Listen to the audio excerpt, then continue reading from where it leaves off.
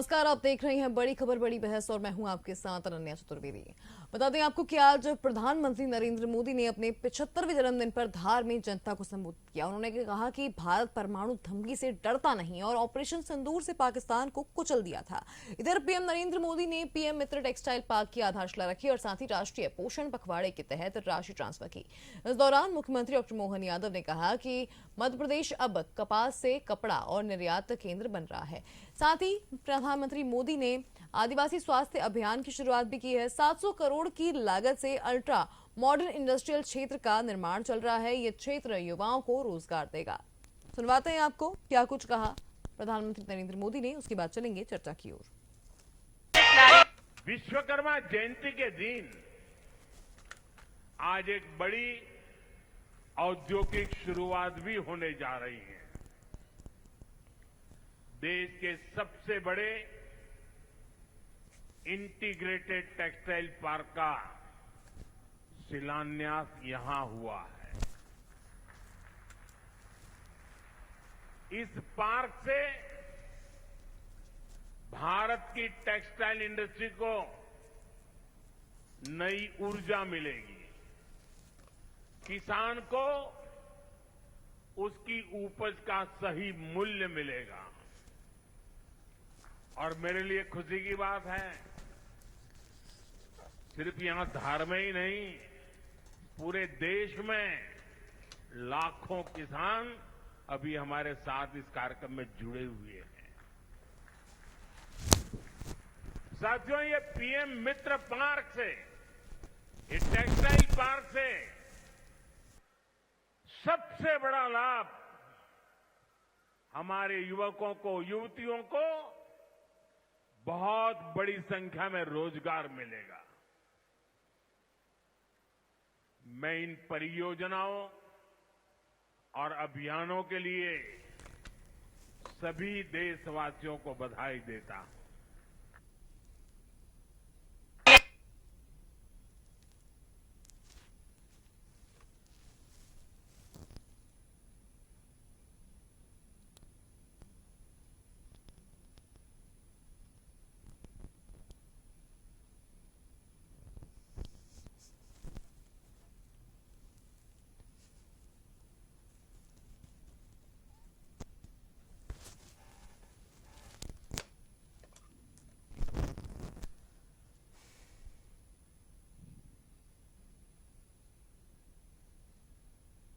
चलिए चलते हैं चर्चा की ओर। हमारे साथ कुछ मेहमान जुड़ चुके हैं, उनका आपको परिचय करा देते हैं। हमारे साथ अंबिका शर्मा जुड़ चुके हैं कांग्रेस से, साथ ही हमारे साथ घनश्याम पेरोनिया जुड़ चुके हैं भाजपा से और वरिष्ठ पत्रकार भानु चौबे जी हमारे साथ पैनल पर मौजूद हैं। आप तीनों का ही बहुत स्वागत है।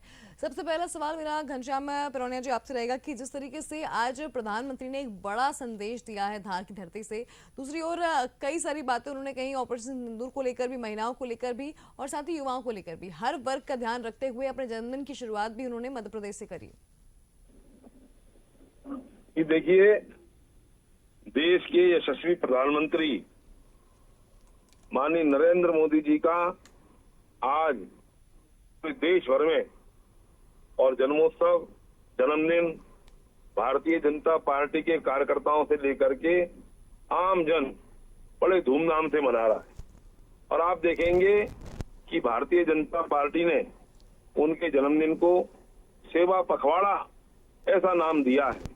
और सेवा पखवाड़ा में भी जनता जनार्दन के हित के काम, समाज के हित के काम, ये कैसे उन कार्यक्रमों में समाहित हों, ये करने का काम है। अब आप देखेंगे उसमें रक्तदान शिविर हो रहा है, स्वास्थ्य शिविर हो रहे हैं, स्वच्छता अभियान के लिए धर्मशाला, स्कूल, सार्वजनिक स्थान पर आम लोगों से स्वच्छता का जो अपेक्षा की गई है, ये गांव मेरा है, ये घर मेरा है, ये चौपाल मेरी है, यहाँ हम बैठते हैं, इसकी स्वच्छता हो।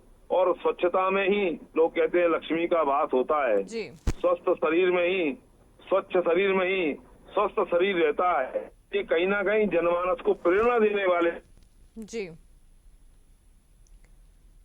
चलिए घनश्याम जी, घनश्याम जी मैं आपके पास वापस लौटूंगी। अंबिका शर्मा जी भी हमारे साथ जुड़े हुए हैं। अंबिका शर्मा जी मैं आपसे इस चीज पे जानना चाहूंगी कि जिन चीजों को लेकर विपक्ष आरोप लगाता है, चाहे वो महिला वर्ग हो, चाहे वो युवाओं को रोजगार देने की बात हो, चाहे वो ऑपरेशन सिंदूर के ऊपर उठाए गए सवाल हो, सभी का जवाब आज प्रधानमंत्री ने मन से दिया है।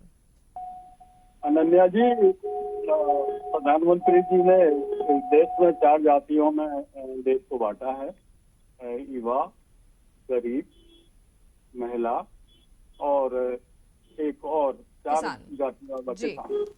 तो 4 जातियां ही सबसे ज्यादा परेशान हैं इस सरकार के कार्यकाल में। किसान परेशान है। किसान से जो वादे किए थे इस सरकार ने चुनाव के पहले, वो वादे पूरे नहीं किए। एमएसपी के रेट जो उन्होंने कहा था कि हमें तय करेंगे, गेहूं के, चावल के, धान के और सोयाबीन के, वो भी तय नहीं किए और इस प्रकार से किसान को छला।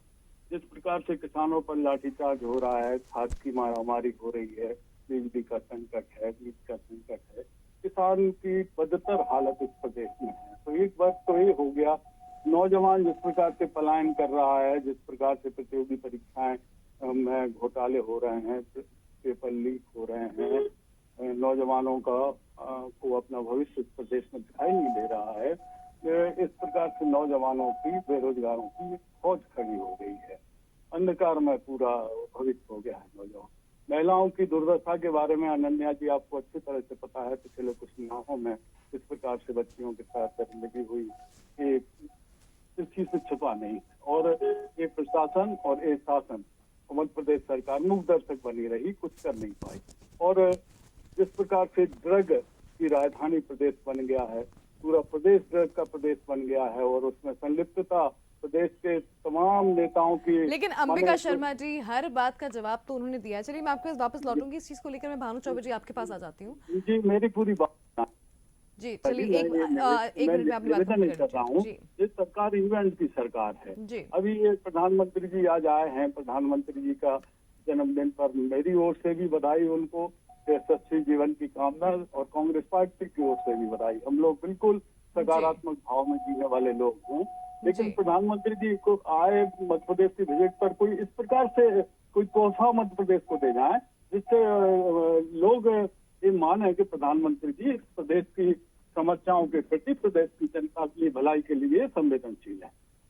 चलिए मैं भानु चौबे जी आपसे इस चीज को जानना चाहूंगी कि प्रधानमंत्री का जन्मदिन, ये अगर देखा जाए तो अपने पिछले जन्मदिन पर यानी कि 3 साल पहले जब चीता प्रोजेक्ट लॉन्च हुआ था, उस दौरान भी वही मध्य प्रदेश की धरती पर आए थे। उनके जन्मदिन पर उन्होंने मध्य प्रदेश में एक बड़ी सौगात दी थी। अब 3 साल बाद एक बार फिर वही दिन आया जब उन्होंने टेक्सटाइल हब के रूप में धार को विकसित करने की बात कही। लेकिन इसके अलावा भी जब उन्होंने मन से संदेश दिया तो उन्होंने हर वर्ग को यहाँ पर साधने की कोशिश की। युवाओं के लिए बात की उन्होंने, महिलाओं के लिए बात करी, स्वस्थ परिवार को लेकर, स्वस्थ नारी को लेकर उन्होंने बातचीत की।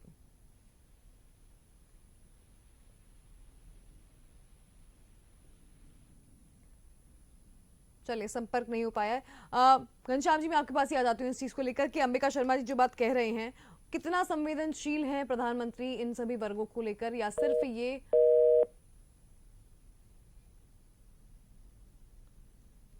चलिए संपर्क, मुझे लगता है कुछ टेक्निकल इशू है, इस वजह से संपर्क नहीं हो पा रहा है। अंबिका शर्मा जी आपके पास आवाज पहुंच पा रही है मेरी? बिल्कुल सुन रहा हूँ मैं आपको।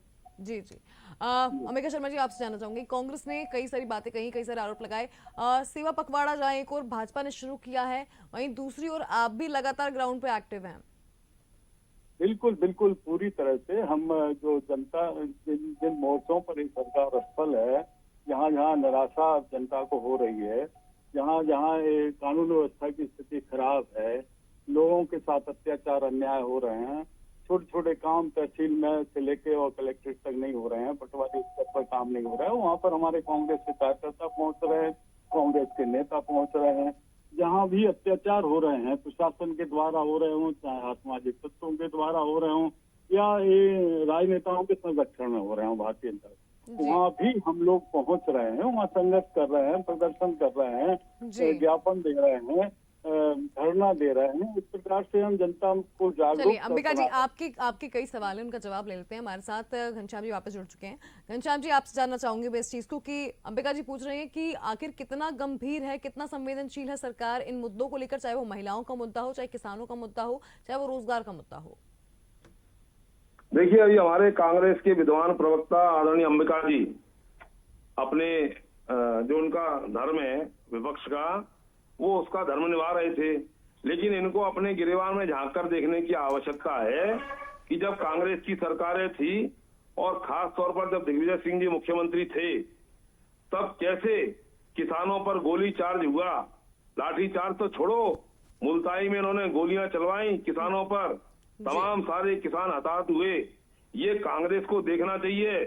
और किसानों के सम्मान में प्रधानमंत्री नरेंद्र मोदी जी प्रति वर्ष 6,000 रुपए सम्मान निधि, किसान सम्मान निधि के नाते डालते हैं।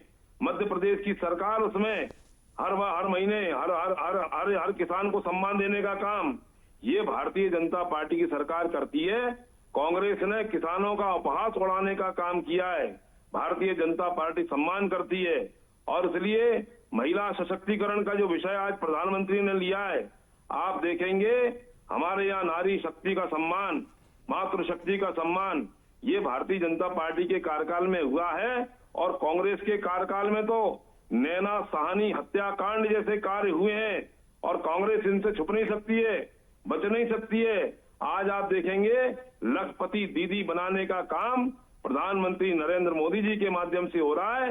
तो लाडली बहनाओं को सम्मानित करने का काम ये भारतीय जनता पार्टी की डॉक्टर मोहन यादव जी की सरकार कर रही है।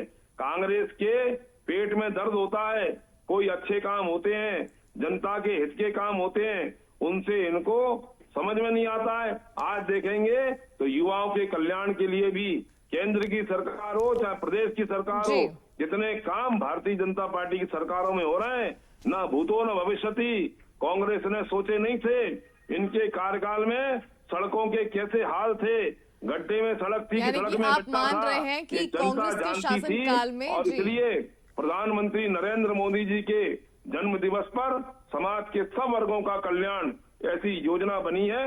हम उसको फलीभूत भी करेंगे और जनता जनार्दन तक केंद्र की और प्रदेश सरकार की योजनाओं को पहुंचाने का भी लक्ष्य हमने रखा हुआ है। चलिए, भानु चौबे जी हमारे साथ जुड़ चुके हैं। भानु चौबे जी, आप वरिष्ठ पत्रकार हैं। अभी तक हमने कई सारे ऐसे मुद्दे देखे हैं जहां पर महिलाओं को लेकर, रोजगार को लेकर बातचीत हुई है, इंडस्ट्रीज को लेकर बातचीत हुई है। लेकिन आज प्रधानमंत्री के जन्मदिन के मौके पर यह धार दौरा, जहां पर हर वर्ग को साथ लेकर चलने की बात कही गई, टेक्सटाइल हब से लेकर यहां पर महिलाओं को स्वस्थ रखने तक की, और साथ ही महिलाओं को आगे के लिए रोजगार सृजित करने के लिए भी उनके लिए कार्य करने की बात कही गई।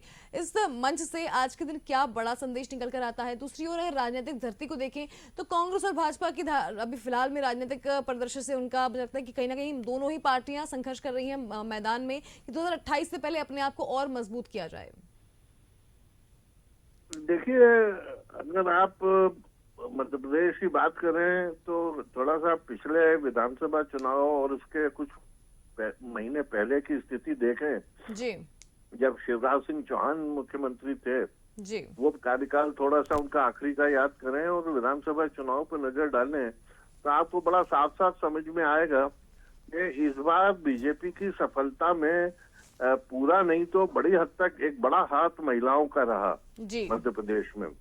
और उसके कई कारण गिनाए जा सकते हैं, जैसे राजनीतिक पार्टियां लाडली बहना गिना सकती हैं, प्रधानमंत्री की उज्ज्वला योजना हो सकती है, ऐसी कई योजनाएं गिनाई जा सकती हैं।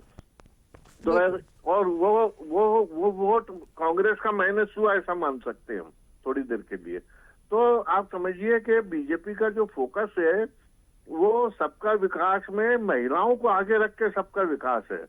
इसका मतलब है कि महिलाएं उनकी नजर में इस वक्त सबसे आगे हैं और वो हर कुछ वो काम करेंगे फायदे का महिलाओं के लिए जो उनको महिलाओं के वोट के प्रति आश्वस्त करता होगा जी। जो कि 28 के अगर आप बात करेंगे तो 28 तक आप देखिएगा कि कई योजनाएं या कई कदम ऐसे आएंगे जिनसे आपको सीधे सीधे समझ आएगा कि महिलाओं को संतुष्ट किया गया या उनको टारगेट करके फायदे दिए गए या उनको देखकर कुछ एक स्कीम बनाई गई। और ये राजनीति का धुरी अब नई महिला बनी। अभी दलित होते थे, कभी मुस्लिम अल्पसंख्यक होते थे, ये ओबीसी रहे, अब महिला फोकस पे है बिल्कुल, क्योंकि आधी आबादी है और बीजेपी अगर वो आधी वोट ले गई वो आबादी के, तो पिछले चुनावों में हमने फायदे देखे हैं उसके। बिल्कुल। अंबिका शर्मा जी, जो बातें घनश्याम प्रणय जी ने कही हैं उन बातों का क्या जवाब देंगे आप, खासकर जो भानु चौबे जी कह रहे हैं कि महिला वर्ग बहुत इंपॉर्टेंट है और जिस तरीके से उनके लिए लगातार फोकस पे काम कर रही है बीजेपी, कहीं ना कहीं कांग्रेस के लिए भी ये बड़ी चुनौती है कि इस वर्ग को साधना भी है। बिल्कुल बिल्कुल अनन्या जी, सबसे पहले तो हम घनश्याम जी की बात से जवाब देते हैं जी कि शिवराज सिंह जी के नेतृत्व वाली सरकार ने बहनों से 3,000 रुपये देने का वादा किया था। ये वादा इन्होंने पूरा किया नहीं है। अभी माने उन्हें ढूंढती फिर रही हैं अपने भैया को और भांजी अपने मामा को ढूंढ रहे हैं। शिवराज सिंह जी की भी छवि ये लोग खराब कर रहे हैं अनन्या जी। और दूसरा 40 रुपए प्रति दिन में मिल रहा है महिलाओं को। आप भी अपने स्टूडियो तक आती होंगी तो कितना किराया लेता होगा ऑटो वाला, आपको पता होगा। 40 रुपए में तो समोसे आते हैं। क्या होता है इस राशि से? जब तक 3,000 रुपए आप नहीं दोगे, इस प्रकार से आपने छला महिलाओं को। आप नैतिकता तो इस बात में है कि मध्य प्रदेश सरकार प्रधानमंत्री जी के शुभ आगमन पर आज घोषणा करे कि हम 3,000 रुपए अगले माह से देना शुरू करें। ये लोग संवेदनशील है। इन्वेस्टर समिट माने इस हमेशा इवेंट की सरकार, कितनी इन्वेस्टर समिट कर ली उन्होंने, कितने निवेशों के प्रस्ताव आए, कितने 1,000 करोड़ रुपए, कितने लाख करोड़ रुपए, कुछ भी नहीं आया है यहाँ। धरातल सब चीजों केवल वाहवाही लूटती रहती है सरकार, कुछ भी समझ में नहीं आता है। मतलब अंबिका शर्मा जी, आपके कहने का मतलब है कि अभी तक जितने भी काम हुए हैं सब चुनाव को देखकर हुए हैं, विकास को लेकर नहीं किए गए। अब ये 3,000 रुपए देंगे, हम बता रहे हैं आपको, जी और फिर वो अंबिका जी आपकी आवाज कट रही है, मैं आपके पास वापस लौटूंगी। घनश्याम जी, आपसे मैं चीज जानना चाहूंगी कि जो बात अंबिका शर्मा जी कह रहे हैं कि अभी तो सब कुछ करेंगे, चुनाव जीतने के लिए सब कुछ किया जाएगा। देखिए क्या है, असल में अंबिका जी कांग्रेस पार्टी के प्रवक्ता हैं और कांग्रेस पार्टी हमेशा चुनाव या चुनाव के टाइम पे ही सक्रिय रहती है। भारतीय जनता पार्टी और उसके कार्यकर्ता ये हमेशा सक्रिय रहते हैं और विभिन्न कार्यक्रमों के माध्यम से हम हमेशा जनता जनार्दन के बीच में ही रहते हैं। कांग्रेस ऐसी पार्टी है जो केवल 5 साल बाद उसको जनता की याद आती है और हम 5 साल जनता के बीच में रह के जनता के हित के कल्याण कैसे हो, कार्यक्रम कैसे हो, ये हमेशा हमारे माध्यम से होते हैं। इसलिए उनको हमेशा चुनाव ध्यान में आता है। अभी आप बताइए अभी कौन से प्रदेश के चुनाव हैं, अभी आप बताइए कौन से केंद्र के चुनाव हैं, लेकिन कांग्रेस हम हर चीज को चुनाव से देखती है, लोगों को भ्रमित करती है, उनके वोट कैसे प्राप्त करना है, किस बात का ध्यान में रखती है। भारतीय जनता पार्टी के यशस्वी हमारे नेता नरेंद्र मोदी के नेतृत्व में हम सबका कल्याण, सबका विकास, सबका साथ और उसके माध्यम से विकसित भारत का जो संकल्प हमारा है, वो विकसित भारत का संकल्प हम सब लोग कैसे पूरा करें, ये संकल्प हम सब लोगों ने आज प्रधानमंत्री नरेंद्र मोदी जी के और जन्म दिवस के अवसर पर लिया है। बिल्कुल, चलिए भानु चौबे जी, मैं आपके पास आना चाहूंगी इस चीज को लेकर कि आज का दौरा जो है काफी खास रहा, लेकिन महिलाओं को फोकस के साथ देखते हुए साफ बात हो गई है कि पिछली बार से, या तो इसमें दो चीजें हो सकती हैं कि पिछली बार के चुनाव के बाद अब जो है मध्य प्रदेश में महिला वर्ग को अपने साथ रखना, क्योंकि शिवराज जी की एक अलग, मुझे लगता है उनकी एक अलग जमीन थी महिलाओं को लेकर, जहां उन्होंने लगातार महिलाओं के लिए काम भी किया है और उनका एक लगाव भी था। अब जहां तक हम अगर राजनीति की बात कर रहे हैं तो इस वर्ग को वापस अगले चुनाव तक अपने साथ बनाए रखना भी भाजपा के लिए चुनौती है और इस चीज को केंद्र भी समझ रहा है। इसको अगर हम अनन्या, हम अगर इसको चुनौती कहते हैं तो आप ये समझिए कि सबसे पहला फर्क आपको एकदम समझ में आएगा, सामने आएगा कि शिवराज जी के जाते ही जो संपर्क शिवराज जी ने महिलाओं से बहनों का रिश्ते के जरिए बनाया था जी, वो नए सीएम ने बिल्कुल उस लाइन की तरफ आगे बढ़े ही नहीं। वो केवल लाडली बहना योजना की जो रकम दी जा रही है वो चूंकि केंद्र से भी उसको मंजूरी है, इसलिए वो दी जा रही है, बढ़ाई जा रही है, वो ठीक है। लेकिन जिस रफ्तार से शिवराज ने महिलाओं के बीच अपनी पैठ बनाई थी, रिश्तेदारी कायम की थी, वो मोहन यादव जी ने नहीं किया वैसे। और आपको देखने को ऐसा लगेगा आपको कि उनकी बहुत बहुत ज्यादा तीव्र दिलचस्पी भी नहीं दिखाई देती इसमें। तो इसके लिए अब उनको कुछ न कुछ तो इसका भरपाई कैसे हो, कंपनसेट कैसे हो। तो अगर वो ये नहीं कर पा रहे हैं कि मैं किसकी नकल क्यों करूं, वो मुख्यमंत्री थे, वो उनका काम था। मैं मुख्यमंत्री हूँ, मैं अलग तरह का कुछ करूंगा, तो वो अपना लिए कुछ नया सोचेंगे। और प्रधानमंत्री का भी ये, अब मुझे ऐसा लगता है कि पिछले विधानसभा के पहले जब लाडली बहना योजना आई थी जी। तो कहा गया था कि शिवराज के ब्रेन चाइल्ड है ये। बिल्कुल। लेकिन मुझे अब ऐसा लग रहा है कि पूरी पार्टी में मंथन हुआ है और ये दिल्ली से ही ये सारा प्रवाह महिलाओं के प्रति जो आया है ये ऊपर से आ रहा है। क्योंकि उसके तत्काल बाद से या तो मध्य प्रदेश की नकल दिल्ली कर रहा है, ऐसा तो नहीं हो सकता। दिल्ली की कहे पे मध्य प्रदेश करे, ये हो सकता था। लेकिन प्रचार हुआ था कि शिवराज जी कर रहे हैं सारा। तो मुझे लगता है कि अब ये बीजेपी का मेन मोटो ये हो गया है कि जो आधी आबादी है इसका विकास करना, इसका संतुष्ट करना, इसकी जरूरतें पूरी करना। और इस तरह वो ओबीसी, अल्पसंख्यक और इस झगड़े से काफी कुछ हद तक परेशानी से बच जाते हैं। बिल्कुल, मुझे लगता है आगे आने वाले समय में महिला नेतृत्व भी देखने को और मिलेगा, क्योंकि जिस तरह परसेंटेज या रेशो में इसका कह लें राजनीति में, या फिर अगर हम ऑफिस कल्चर में भी कह लें, तो ये कहीं ना कहीं इस प्रदेश में काफी कम देखा गया है। भानु चौबे जी, आप एक महिला हैं, मैं एक पुरुष हूँ। हम आपस में ये समझ लें कि ये जो फर्क है नर नारी के बीच के परसेंटेज में देखते हैं, हम पदों की संख्या में देखते हैं, कैंडिडेट की संख्या में देखते हैं, ये आपको हमेशा मिलेगा। कभी ये सम पर नहीं आएगा कि 50 आप और 50 हम, ऐसा कभी नहीं होगा जी। ये हमेशा इसमें कुछ ना कुछ फर्क रहेगा। लेकिन इक्वल अपॉर्चुनिटीज की बात जब हम करते हैं, देखिए अब यहाँ पे कि 90-10 तो बहुत कम हो जाता है। कितने ही ऐसे संस्थान है जहाँ पे 90-10 का रेशो चलता है, कहीं जो है 20-30 का रेशो है। उसके साथ जो है लगातार महिलाओं को लेकर अपॉर्चुनिटीज की बात जरूर की जाती है, लेकिन वो अपॉर्चुनिटीज आज भी उतनी नहीं है। तो कहीं ना कहीं इस तरफ ध्यान देने की बहुत अधिक जरूरत भी है कि सशक्त बनाना या फिर सशक्त करना, ये अलग अलग चीजें हैं। देखिए, जब राजनीतिक दल कह रहा है कि हम इसको सशक्त बनाएंगे और समान अवसर देंगे, तो आप ये इतना समझ लीजिए कि हमारे बाद हम नंबर 2 सशक्त बनाएंगे, नंबर 2 समान दल बनाएंगे। आप ये मान के चलिए, क्योंकि पुरुष प्रधान समाज है, ये कभी इसमें संभव नहीं है। सामाजिक विज्ञान कहता है कि कभी संभव नहीं है ऐसा। बिल्कुल।